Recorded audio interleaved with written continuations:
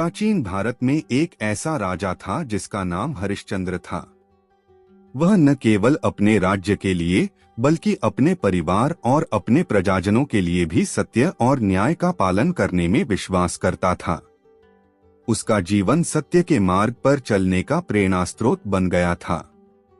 हरिश्चंद्र का न्याय और सत्य के प्रति समर्पण इतना गहरा था कि उसने खुद को कठिनाइयों में डाला, बस सत्य के मार्ग से एक कदम भी न हटा। एक दिन राजा हरिश्चंद्र को भगवान सूर्य के रूप में एक देवता ने परीक्षा में डाला। देवता ने राजा से सत्य बोलने की परीक्षा ली। राजा ने पूरे साम्राज्य के सामने सच्चाई का पालन किया और कभी भी किसी प्रकार का झूठ नहीं बोला। लेकिन देवता ने उसे हर एक कदम पर और कठिनाइयों से घेर लिया। राजा का राज्य, उसकी संपत्ति, सब कुछ उससे छीन लिया गया। वह अपने परिवार को छोड़कर एक वनवासी की तरह जीवन जीने लगा। उसकी पत्नी सोनाली और पुत्र भी उसका साथ देते रहे। लेकिन राजा ने कभी भी अपनी सत्यनिष्ठा से समझौता नहीं किया। आखिरकार जब हरिश्चंद्र को एक ऐसी कठिनाई में फंसाया गया जहां उसे खुद को एक बुरा काम करने के लिए उकसाया गया, तब भी उसने अपनी सत्यता को न छोड़ा। उसकी सत्यनिष्ठा को देखकर देवता इतने प्रभावित हुए कि उन्होंने राजा और उसके परिवार को पुनः सम्मानित किया और उसे उसकी खोई हुई संपत्ति, राज्य और सुख समृद्धि वापस दी। राजा हरिश्चंद्र का जीवन यह सिद्ध करता है कि सत्य के मार्ग पर चलना हमेशा कठिन होता है, लेकिन अंत में सत्य की ही विजय होती है। यह कहानी है भगवान श्री राम के वनवास के दौरान की, जब वह अपनी पत्नी सीता और भाई लक्ष्मण के साथ पंचवटी में रहते थे। एक दिन जब श्री राम और लक्ष्मण कहीं जा रहे थे, सीता ने एक अद्भुत सोने जैसे चमकते हुए हिरण को देखा। वह हिरण इतना सुंदर था कि सीता ने उसे पकड़ने की इच्छा जताई। सीता ने श्री राम से कहा, भगवन, यह हिरण बहुत सुंदर है, कृपया इसे पकड़ लाओ। श्री राम ने सीता की बात मानते हुए उस हिरण का पीछा करना शुरू किया। वह हिरण इतना तेज दौड़ता था कि श्री राम उसे पकड़ने में असमर्थ हो रहे थे। तब श्री राम ने हिरण से कहा, मुझे तुम्हारी आवाज सुनाई दे रही है, कृपया रुक जाओ। हिरण ने अचानक अपना रूप बदल लिया और सोने की चमक देने लगा। श्री राम ने समझ लिया कि यह कोई सामान्य हिरण नहीं है। फिर भी वह हिरण का पीछा करते रहे। श्री राम के पास अपनी शक्ति थी, लेकिन उस हिरण का रूप बहुत लुभावना था। तभी हिरण ने छल से श्री राम का ध्यान भटका दिया और गहरे जंगल में भाग गया। श्री राम की अनुपस्थिति का फायदा उठाकर रावण ने सीता का अपहरण करने की योजना बनाई। लक्ष्मण को सीता की चिंता हुई और वह तुरंत सीता के पास लौटे। लेकिन सीता को रावण की छलपूर्ण योजना का पता नहीं था और उसने श्री राम की अनुपस्थिति में उसका अपहरण कर लिया। श्री राम ने अपनी पूरी शक्ति और साहस के साथ सीता का पता लगाने के लिए समुद्र लांघा। उसे आखिरकार हनुमान जी से मदद मिली, जिन्होंने रावण की लंका का पता लगाया और सीता को बचाने का उपाय बताया।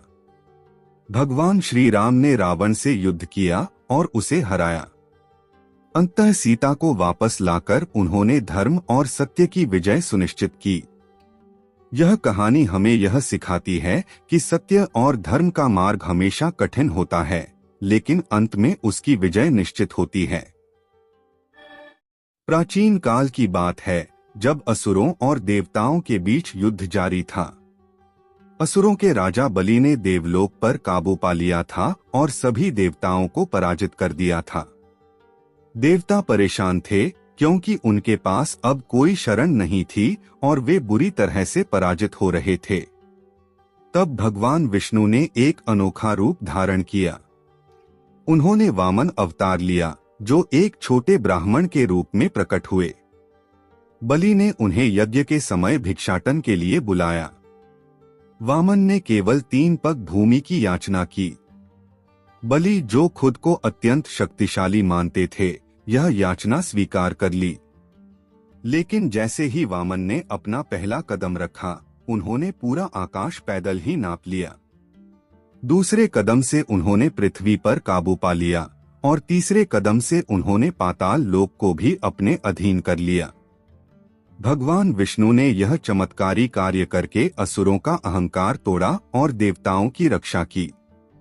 वामन के इस रूप ने यह संदेश दिया कि भगवान सत्य के पक्ष में होते हैं और बुराई का अंत होना तय है, चाहे वह कितनी भी शक्तिशाली क्यों न हो। एक समय की बात है, एक छोटे से गांव में एक लड़का रहता था जिसका नाम विक्रम था। विक्रम गरीब था, लेकिन उसमें अपार साहस और ईमानदारी थी। वह अपने माता पिता की मदद करने के लिए दिन रात मेहनत करता था, लेकिन फिर भी उसका जीवन बहुत कठिन था। उसका एक सपना था, एक दिन उसे एक अच्छा जीवन मिलेगा जहां उसे मेहनत के बाद भी संतोष और खुशी मिलेगी। एक दिन विक्रम जंगल में लकड़ियां इकट्ठा करने गया। घने जंगल में चलते चलते वह एक अजीब से पेड़ के नीचे पहुंचा। उस पेड़ की जड़ें पूरी तरह से जमीन से बाहर निकली हुई थीं और उनकी छाव में बैठा था एक वृद्ध साधु। साधु ने विक्रम को देखा और उसे अपनी ओर बुलाया। तुम थके हुए लग रहे हो, आओ बैठो, साधु ने कहा। विक्रम चुपचाप बैठ गया और साधु से बात करने लगा। साधु ने कहा, तुम्हारे पास क्या है जो तुम्हें संतुष्ट कर सके? विक्रम ने अपनी कड़ी मेहनत और गरीबी के बारे में बताया। साधु ने मुस्कुराते हुए कहा, तुम्हारे भाग्य में बहुत कुछ छिपा है। यह लो एक जादुई पलंग, इसे घर ले जाओ। रात को जब तुम इस पर सोओगे तो तुम्हारा जीवन बदल जाएगा। विक्रम चौंक गया, लेकिन साधु के कहे अनुसार वह पलंग लेकर घर लौट आया। रात को उसने उस पलंग पर सोने की कोशिश की। जैसे ही उसने पलंग पर आंखें बंद की, अचानक उसे एक अजीब सी अनुभूति हुई। पलंग ने उसे एक झटके से अपनी ओर खींच लिया और अगले ही पल वह एक बहुत ही शानदार महल में था। चारों ओर चांदी और सोने के बने भव्य कमरे थे। वह नए और अद्भुत स्थानों पर पहुंच जाता। कभी वह समुद्र के किनारे, कभी पहाड़ों में और कभी हरे भरे बागों में होता। वह यह देखकर हैरान था कि यह पलंग उसे जहां चाहे वहां ले जाता था।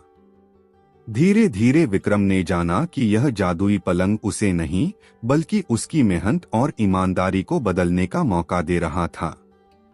वह जहां भी जाता वहां नए दोस्तों से मिलता और उन सभी से कुछ न कुछ अच्छा सीखता। लेकिन एक दिन विक्रम ने एक कठिन निर्णय लिया। उसने तय किया कि अब उसे जादुई पलंग का उपयोग अपने गांव में वापस आकर अपने परिवार और मित्रों की मदद करने के लिए करना चाहिए। और जब वह वापस अपने गांव पहुंचा तो उसने देखा कि गांव के लोग उसकी मदद से समृद्ध हो गए थे। विक्रम ने अंत में जादुई पलंग को वापस जंगल में उस वृद्ध साधु के पास दिया, क्योंकि उसने समझा कि सच्ची खुशी दूसरों की मदद करने में है, न कि खुद के लिए ऐशो आराम में। और इस तरह विक्रम का जीवन बदल गया। वह अब एक खुशहाल और संतुष्ट व्यक्ति बन चुका था, जिसने सच्चे मायनों में जादुई पलंग का सही उपयोग किया।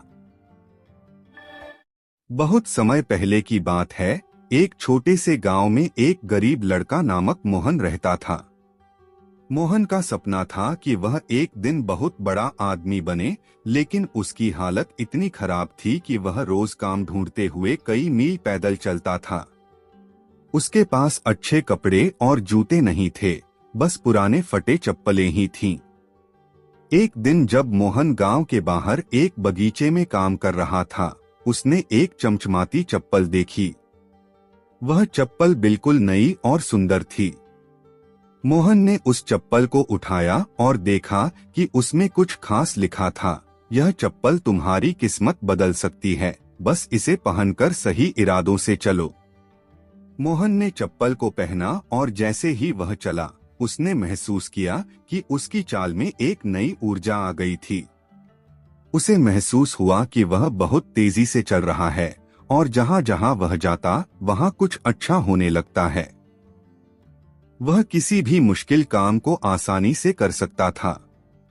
गांव वाले चमत्कृत हो गए क्योंकि मोहन जो भी काम करता उसमें सफलता मिलती। धीरे धीरे मोहन का नाम पूरे इलाके में फैलने लगा। उसने अपनी मेहनत और चतुराई से गांव में कई सुधार किए और कई लोगों की मदद की। चप्पल ने उसे केवल भौतिक सफलता नहीं दी, बल्कि उसने मोहन को सच्चे उद्देश्य की पहचान भी दी। मोहन समझ गया कि यह चप्पल केवल एक साधन थी, असली शक्ति उसके इरादों और मेहनत में थी। एक दिन मोहन ने चप्पल को वापस उसी बगीचे में रख दिया जहां उसे पहली बार मिले थे। उसने सोचा, अब मेरी मेहनत और इरादे ही मेरी असली ताकत हैं। और इस तरह मोहन ने अपनी जिंदगी को अपनी मेहनत और अच्छे इरादों से संवार लिया। एक बार की बात है, एक छोटे से गांव में एक गरीब मछुआरा रामू अपनी पत्नी के साथ रहता था। रामू दिन भर नदी में मछलियां पकड़ता और उन्हें बेचकर अपने परिवार का पेट पालता। एक दिन रामू ने जाल डाला और एक सुनहरी मछली फंस गई। मछली ने इंसानी आवाज में कहा, मुझे छोड़ दो, मैं जादुई मछली हूँ। तुम्हारी 3 इच्छाएं पूरी कर दूंगी। रामू आश्चर्यचकित होकर बोला, क्या तुम सचमुच मेरी 3 इच्छाएं पूरी करोगी? मछली ने कहा, हाँ, पर याद रखना, लालच मत करना। रामू ने मछली को छोड़ दिया और घर लौटकर अपनी पत्नी को यह बात बताई। उसकी पत्नी लालच में आ गई और बोली, पहले एक बड़ा घर मांगो। रामू ने नदी के किनारे जाकर मछली से कहा, मुझे एक बड़ा घर चाहिए। मछली ने कहा, जाओ, तुम्हारी इच्छा पूरी हुई। घर लौटते ही रामू ने देखा कि उनका पुराना झोंपड़ा एक सुंदर बड़े मकान में बदल गया। रामू खुश था, लेकिन उसकी पत्नी और चाहने लगी। उसने कहा, अब एक बड़ा खजाना मांगो। रामू ने फिर से मछली से जाकर कहा, हमें एक बड़ा खजाना चाहिए। मछली ने फिर से उसकी इच्छा पूरी कर दी। रामू और उसकी पत्नी अब अमीर हो गए, लेकिन पत्नी की लालच बढ़ती ही गई। उसने कहा, अब राजा बन जाओ। रामू मछली के पास गया और तीसरी इच्छा मांगी। मछली ने गहरी सांस ली और कहा, तुम्हारी इच्छा पूरी हुई। जब रामू घर लौटा तो उसने देखा कि न तो घर बड़ा था और न खजाना। सब कुछ गायब हो गया था और वे फिर से झोंपड़े में थे। मछली ने उन्हें सबक सिखाने के लिए सब कुछ वापस ले लिया। रामू और उसकी पत्नी को समझ आया कि लालच बुरी बला है। उन्होंने फैसला किया कि अब वे मेहनत से जीवन जिएंगे। बहुत समय पहले की बात है, एक छोटे से गांव में एक साधारण लड़का अजय रहता था। वह गरीब था, लेकिन दिल से नेक और ईमानदार था। अजय के पास किसी भी प्रकार की संपत्ति नहीं थी, लेकिन उसकी मेहनत और सच्चाई ने उसे सभी गांव वालों के दिलों में एक खास जगह दिलाई थी। एक बार अजय को जंगल के अंदर एक बूढ़ी औरत मिली। वह काफी परेशान और थकी हुई लग रही थी। अजय ने उसे पानी और खाना दिया। बूढ़ी औरत ने उसे आशीर्वाद देते हुए कहा, तुमने मेरी मदद की है, इसलिए मैं तुम्हें एक जादुई वरदान दूंगी। तुम जो भी काम चाहोगे वह तुम आसानी से पा सकोगे। अजय ने यह सुनकर कृतज्ञता से उसका धन्यवाद किया, लेकिन उसने यह वरदान कभी नहीं मांगा। वह जानता था कि अगर उसे कोई वरदान मिले तो उसे सही दिशा में ही इस्तेमाल करना चाहिए। कुछ समय बाद गांव में एक बड़ी समस्या आ गई। गांव के पास के नदी का पानी सूखने लगा और खेती में कठिनाई होने लगी। अजय ने सोचा कि अगर वह इस जादुई वरदान का सही उपयोग करता है तो शायद गांव की मदद कर सके। उसने बूढ़ी औरत का आशीर्वाद याद किया और नदी के किनारे जाकर एक इच्छा की, हे भगवान, इस नदी का पानी फिर से बहने लगे ताकि हमारे गांव के लोग सुखी रहें। अगले ही दिन नदी में पानी बहने लगा।